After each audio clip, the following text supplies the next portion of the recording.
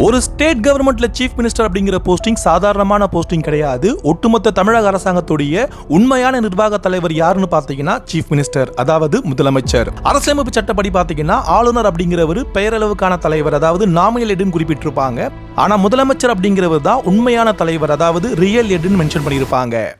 மொத்தம் தமிழ்நாட்டில் இருக்கக்கூடிய 234 தொகுதிகளில் பாதிக்கும் ஒன்று கூடுதல், அதாவது 118 சீட் யார் வின் பண்றாங்களோ அந்த கட்சி தான் ஆளுங்கட்சியா மாறுவாங்க. அந்த கட்சியோடைய தலைவர் அப்படிங்கிறவர் தான் சீஃப் மினிஸ்டர் அப்படிங்கிற அந்த பொசிஷனுக்கு வருவாங்க.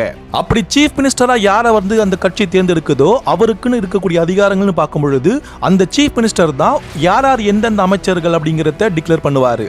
யார்கிட்ட என்னென்ன துறைகள் ஒதுக்கீடு பண்ணணும், யார் எந்த துறையில அமைச்சராக நான் அப்பாயின்ட் பண்ண போறோம் அப்படிங்கிறத இவர் சொல்லவோ தான் ஆளுநர் அந்த ஒரு குறிப்பிட்ட நபரை அமைச்சராக டிக்ளேர் பண்ணுவாங்க. மொத்தம் 234 தொகுதிகளிலிருந்து தேர்ந்தெடுக்கப்படக்கூடிய எம்எல்ஏஸ் பார்த்தீங்கன்னா அவங்களில் ஒரு குறிப்பிட்ட, அதாவது 35 மேக்சிமம் 35 பேர் தான் பார்த்தீங்கன்னா ஒரு அமைச்சர் அப்படின்ற அந்த கேட்டகரிக்கு வருவாங்க. அந்த அமைச்சராக யார் இருக்க போகிறாங்க, யாருக்கு என்ன துறையை ஒதுக்கீடு பண்ண போகிறோம் அப்படிங்கிறத சீஃப் மினிஸ்டர் தான் டிக்ளேர் பண்ணுவாங்க. அதுக்கு பிறகு தான் அவங்களுக்கான பதவி பிரமாணத்தை ஆளுநர் பண்ணி வைப்பாங்க. அப்போ சீஃப் மினிஸ்டர் பரிந்துரை பேரில் தான் ஒவ்வொரு அமைச்சரை ஆளுநர் நியமிக்கிறாரு. ஒவ்வொரு அமைச்சரை நம்ம மினிஸ்டர்னு சொல்லுவோம். அந்த ஒட்டுமொத்த மினிஸ்டர்ஸுக்குமான ஹெட்டை தான் சீஃப் மினிஸ்டர் அப்படின்னு நம்ம சொல்றோம். அமைச்சரவை கூட்டங்களுக்கு தலைமை தாங்கி முக்கிய முடிவெடுக்கக்கூடிய பொறுப்பு யாருடையதுன்னு பார்த்தீங்கன்னா சீஃப் மினிஸ்டருடையது.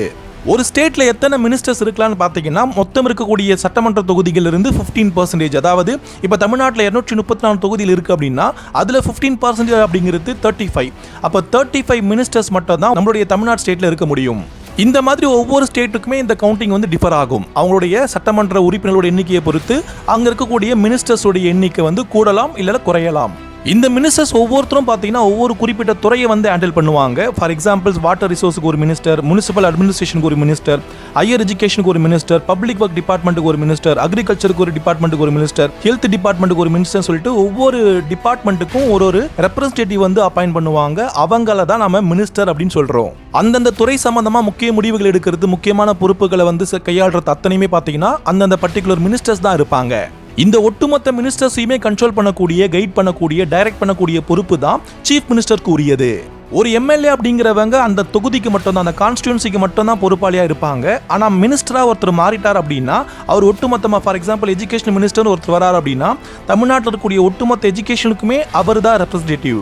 இந்த மாதிரி தான் ஒவ்வொரு மினிஸ்டர்ஸ்க்குமே சில பொறுப்புகள் இருக்கும். இதனால தான் எம்எல்ஏ விட மினிஸ்டர் அப்படிங்கிறது ஒரு சுப்பீரியரான போஸ்டிங் சொல்லுவாங்க. நம்முடைய இந்தியன் கான்ஸ்டிடியூஷன்ல ஆர்டிகல் 163, 164, 167 பார்த்தீங்கன்னா இந்த மினிஸ்டர் பத்தியும் சீஃப் மினிஸ்டர் பத்தியுமே ஹேண்டில் பண்ணக்கூடிய முக்கியமான சில ஆர்டிகல்ஸ். அப்போ இந்த ஒட்டுமொத்த மினிஸ்டர்ஸுக்குமே ஹெட்டா யார் இருப்பாருன்னு பார்த்தீங்கன்னா சீஃப் மினிஸ்டர் இருப்பாரு. இவங்களுடைய தலைமையில் ஒரு அமைச்சரவையில் ஒரு கூட்டம் கூட்டி ஒரு முக்கியமான சில விஷயத்தை பற்றி டிஸ்கஸ் பண்ணி அங்கே ஒரு சில முடிவுகள் எடுத்து அந்த முடிவுகள் சட்டமாக மாறும் பொழுது தான் அது நாட்டில் நடைமுறைப்படுத்துவாங்க. அப்போ ஒரு முதலமைச்சர் அப்படிங்கிறவர் ஆளுநருக்கும் அமைச்சருக்கும் இடையே இருக்கக்கூடிய ஒரு முக்கியமான பாலமாகவும் செயல்படுவார். மாநிலத்துடைய நிர்வாகம் எப்படி இருக்கு, சட்டத்துடைய முன்மொழிவுகள் என்னவா இருக்கு அப்படிங்கிறத ஆளுநருக்கு இவர் தான் தகவல் தெரிவிப்பாரு.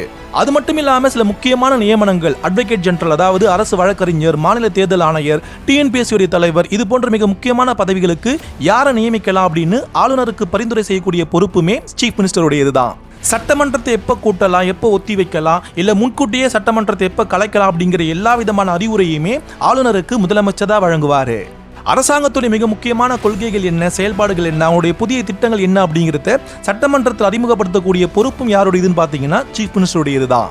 இது மட்டும் இல்லாமல் ஸ்டேட் கவர்மெண்ட்டுக்கும் சென்ட்ரல் கவர்மெண்ட்டுக்கும் இடையில இருக்கக்கூடிய ஒரு பாலமா யார் செயல்படுவா, மிக முக்கியமான சில விஷயங்கள்னு பார்த்தீங்கன்னா அதுவும் சீஃப் மினிஸ்டர் தான் இருப்பாங்க. நேஷனல் டெவலப்மெண்ட் கவுன்சிலோடைய ரெப்ரஸன்டேட்டிவா சீஃப் மினிஸ்டர் இருப்பாங்க. மாநில அரசாங்கத்துடைய கொள்கை என்ன அப்படிங்கிறத குறித்து பேசக்கூடிய முக்கிய பேச்சாளராகவும் சீஃப் மினிஸ்டர் இருப்பாங்க.